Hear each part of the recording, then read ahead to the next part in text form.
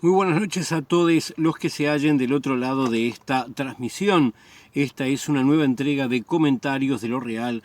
Hoy es domingo 29 de agosto del año 2021. Bueno, vamos a ver qué cosas tenemos en esta semana. Vamos a empezar con asuntos que tienen que ver con la seguridad pública. Tenemos para empezar que hay 3 personas en el Chuy que fueron imputadas por asociación para delinquir y trata de personas. Traían personas migrantes desde Venezuela o Ecuador. Aparentemente les tenían vendiendo unos bonos donación para una protectora de animales falsa que no existía, o sea, era una estafa. Y les daban solamente el techo y la comida a esas personas. O sea, una cosa verdaderamente repugnante. Es una suerte que esta gente haya caído. Tenemos por otro lado que hubo una situación en la cual hubo una manifestación en Casaballe por causa de una mujer que desapareció. Una persona que desapareció a principios de mes, el 7 de agosto. La Guardia Republicana se hizo presente y, utilizando munición no letal, dispersó a la manifestación que se había formado. Tenemos por otro lado que hay un narcotraficante que estaba preso y que se escapó. Hubieron varias versiones. El ministro aparentemente en un primer momento le dijeron que se había escapado de una forma que no era la verdadera. En realidad se escapó disfrazado con un uniforme, salió por la puerta y un par de días después fue atrapado después de haber estado consumiendo algo en el bar, una bebida, un refresco aparentemente, por lo que dice la prensa, en el bar Las Palmas. Verdaderamente a mí me quedan muchas dudas. Alguien se escapa y después que está afuera va a un bar céntrico donde puede ser fácilmente identificado. A mí me da para sospechar muchas cosas, tipo salí, hice alguna cosa que tenía que hacer y después me dejo agarrar. No sé, también me preocupa que le hayan dicho una cosa al ministro que no era la verdadera y que después haya surgido lo que pasó realmente. Bueno, en fin, habrá que ver si hay algún trascendido más de este tema o no. También, por otro lado, tenemos que hay 4 personas que fueron condenadas. Estas 4 personas fueron culpadas por la muerte. En el año 17 se encontró el cuerpo de un muchacho que había sido asesinado después de un campamento en Punta Espinillo. Lamentablemente, cuando se encontró el cuerpo no se pudo asociar por el deterioro que tenía, por el tiempo que había pasado, más de 4 años hasta que se encontró el cadáver. La persona desaparecida no se pudo corroborar que había sido asesinada por un conjunto de personas de las que sí se sabe que lo golpearon entre todos. Fue una cosa espantosa. Y bueno, muchos tenemos la convicción que no podemos demostrar de que esas 4 personas o alguna de ellas asesinaron a este muchacho en el contexto de un campamento de un grupo político que se hace llamar a sí mismo Nuevo Partido Comunista, siendo que no tiene relación con el Partido Comunista. Es un grupo, el FADA, que ha pedido varias veces ingreso al Frente Amplio y no se le ha concedido. Bueno, esa gente fue condenada y me parece muy bien que haya sido condenada. Lástima que no pudo ser con una pena más contundente. Bueno, vamos por otro lado. Ahora vamos a cuestiones que tienen que ver con derechos humanos. Hay 5 represores uruguayos que han sido imputados en Argentina por crímenes de lesa humanidad, como el de Micheline, Gutiérrez Ruiz, Whitelaw y otros más en aquel país. Eso está muy bueno, obviamente. Por otro lado, el Instituto Nacional de Derechos Humanos recibió informaciones de que habría un lugar de enterramiento clandestino en un edificio de la Ciudad Vieja, un edificio que durante los años 70 al 80 y pico era un estacionamiento de Presidencia de la República, después se hizo un edificio y bueno, aparentemente ahí podría haber un lugar con restos de personas muertas y desaparecidas. Esperemos que se pueda investigar bien qué pasó con este asunto. Bien, tenemos por otro lado que hay, vamos ahora a la parte de sindical. El sindicato de los funcionarios no docentes de la enseñanza declaró persona no grata a Robert Silva y a Cherro por la persecución sindical, caza de brujas, todo el tipo de acciones que están realizando en forma sistemática en contra de los funcionarios no docentes de la educación. Por otro lado, una buena, aquellos 14 docentes del departamento de San José que habían sido sumariados, bueno, por más que el sumario sigue su proceso administrativo, el tiempo en el que podían estar reglamentariamente alejados de las aulas terminó, por lo cual fueron reintegrados a que continúen ejerciendo su profesión de docentes en forma efectiva, cosa que está muy buena. Por otro lado, que no es exactamente dentro de lo sindical, pero en otro lado no se me ocurría dónde meterlo, tenemos que, según alguna encuesta que hicieron, hay un 40% de personas que han estado teletrabajando, o sea, del conjunto de las personas que han estado teletrabajando, cerca de un 40% manifiestan que prefieren seguir teletrabajando y no volver a concurrir a los lugares habituales de trabajo. Muy bien, ahora vamos a cuestiones que tienen que ver con el manejo del gobierno. Bueno, tenemos por un lado que el gobierno está impulsando la creación de una comisión reguladora de la actividad o los servicios portuarios, no hay un nombre todavía obviamente por esto. La idea es crear una unidad reguladora que verifique las tarifas y que verifique las restricciones posibles que tenga la actividad portuaria.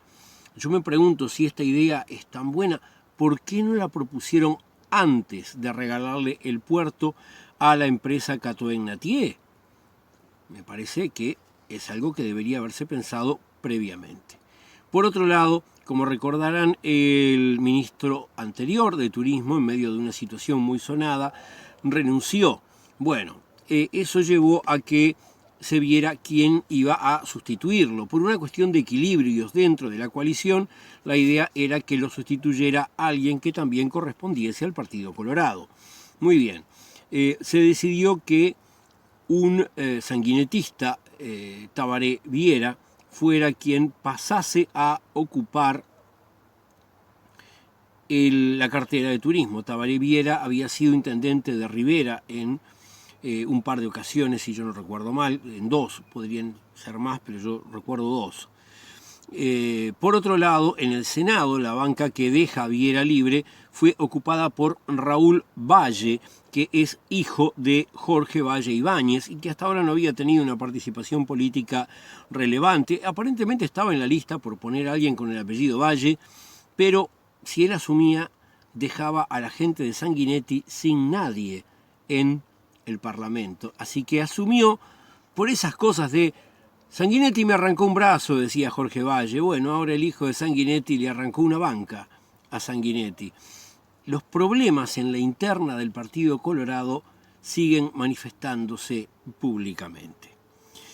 Por otro lado, tenemos que a nivel del Parlamento, legisladores de todas las bancadas aprobaron que se forme una comisión investigadora que va a revisar lo que pasó en el Ministerio del Interior. Hubo, eso sí, un acuerdo que se alcanzó de que no investigue solamente las compras y las cosas que ocurrieron durante lo que va de este año, de lo que va de este periodo de gobierno, sino que aparentemente se investigaría hasta el año 2010, cosa que me parece muy bien, porque siempre que se puede investigar algo es bueno hacerlo para demostrar quién ha hecho las cosas bien y quién ha hecho las cosas mal.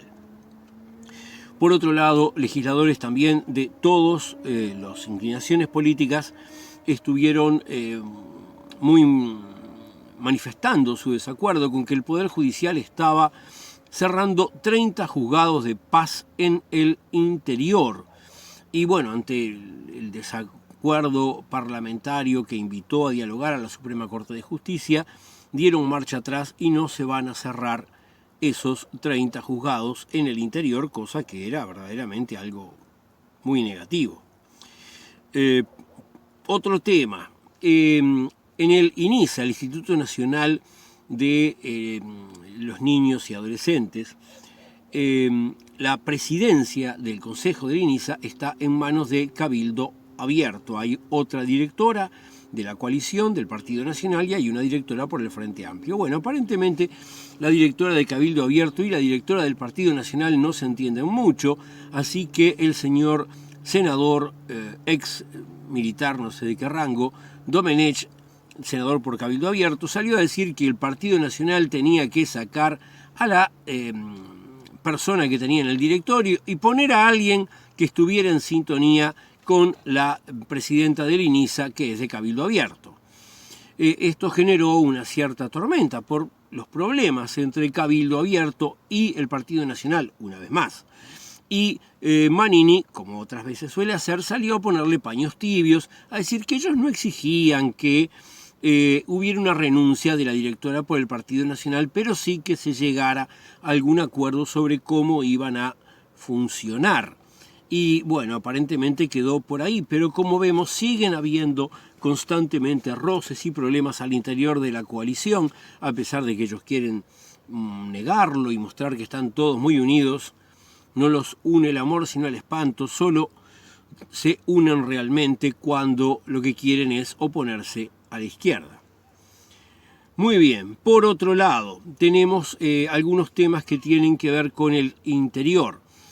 Recordarán que en el departamento de Maldonado había una asociación que se encargaba de rescatar fauna y proteger animales, bueno, Socobioma, que tuvo problemas con el lugar en el que estaba, hubo una búsqueda de algún otro lugar donde poder funcionar. Bueno, en medio de todo ese proceso ellos recogieron una cantidad importante de donativos, tanto de Uruguay como otros provenientes del extranjero. El resultado es que han conseguido suficiente dinero y ahora se plantean comprar un terreno para tener un terreno propio y no estar dependiendo de la voluntad de los gobiernos de turno. También en el departamento de Maldonado tenemos que un diputado el único del Partido de la Gente, aquel partido de Novik, que sacó muy poquitos votos, pero le alcanzó para meter un diputado, que no es Novik. Bueno, este señor Peña se construyó una casa de 3 pisos en Punta Ballena. Y la hizo sin permisos, aparentemente los desagües de la lluvia le tiran el agua a la casa de los vecinos, cosa que generó denuncias de los vecinos y saltó que esto estaba hecho todo irregular. ¿Se acuerdan el lío que metieron por la casa Modesta y que no tenía todo mal la casa de Andrade? Bueno, miren, los diputados de ellos, muy prestigiosos y hacen cualquiera. Bueno, esto tiene que ver con que básicamente quedan en evidencia de que uno se hizo una casita para vivir. Este se hizo una casa de 3 pisos en Punta Ballena.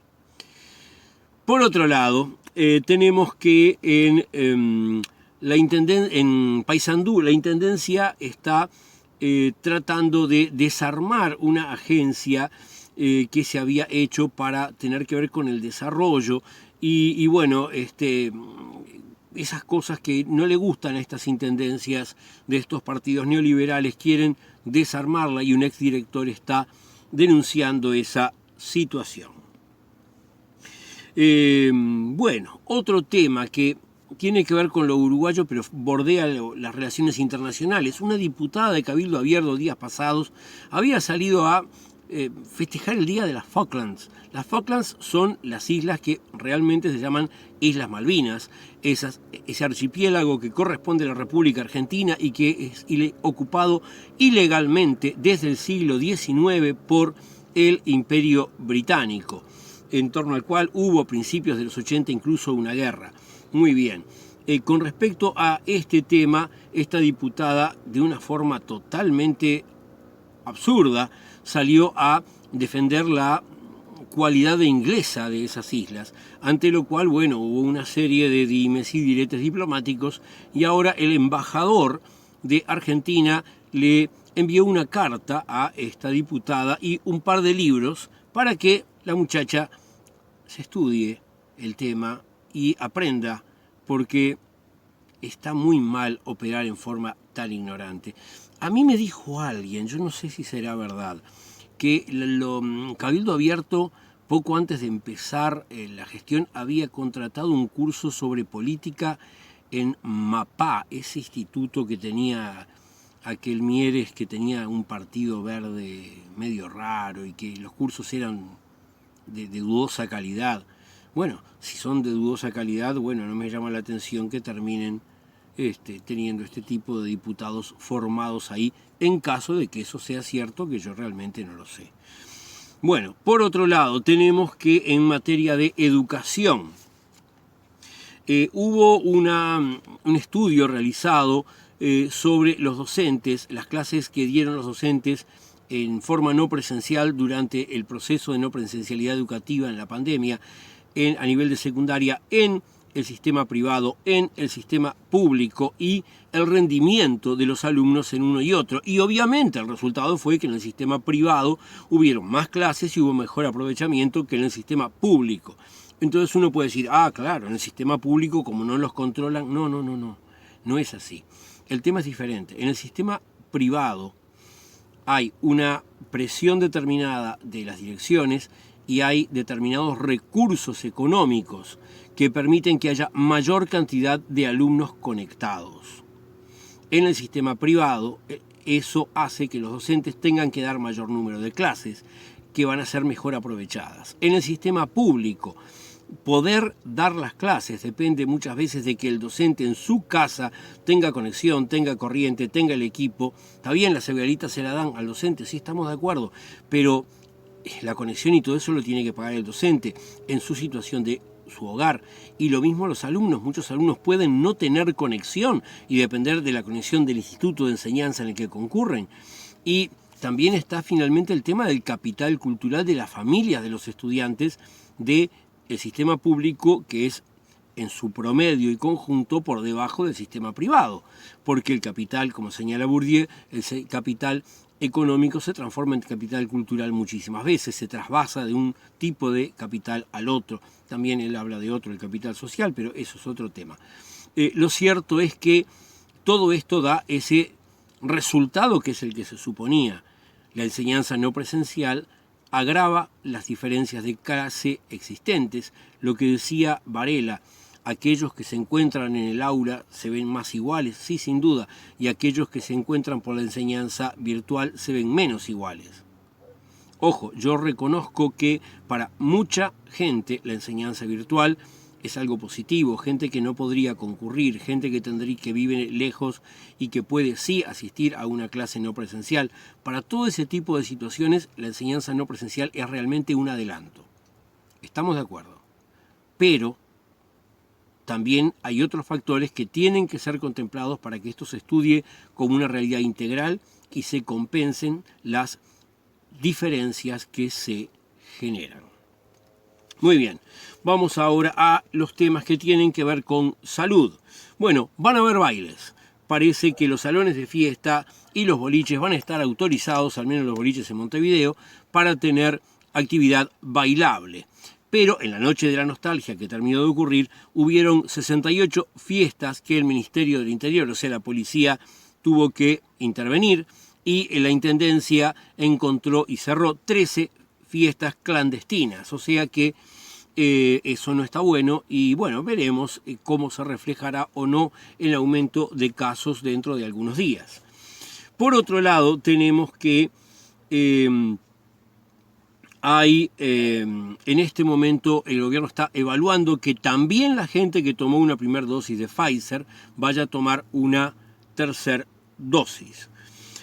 Por otro lado, tenemos que menos de la mitad de las mujeres que recibieron anticonceptivos o que compraron anticonceptivos en este periodo, de las que se atienden por el sistema de salud, que normalmente lo habrían conseguido por su médico y su mutualista, bueno, fueron y las compraron en las farmacias con el debilitamiento de los controles necesarios, el mayor costo también de eso. ¿Y esto por qué? Porque con la pandemia era complicado atenderse en las mutualistas o en salud pública.